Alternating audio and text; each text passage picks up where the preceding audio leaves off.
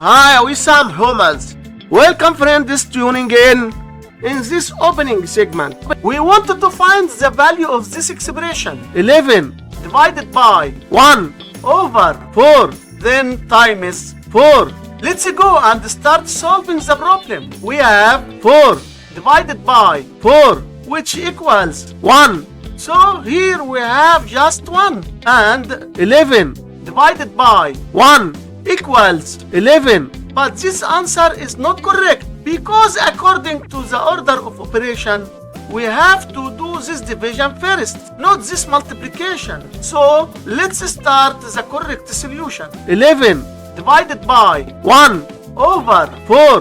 To do this division, write down the 11 and change the division to multiplication and flip this fraction to 4 over 1, which gives 4. And here again we have times 4. 11 times 4 gives us 44. So 44 times 4, which equals 176. And so our final answer to this problem is just 176. Don't forget to like, comment and subscribe for more fun.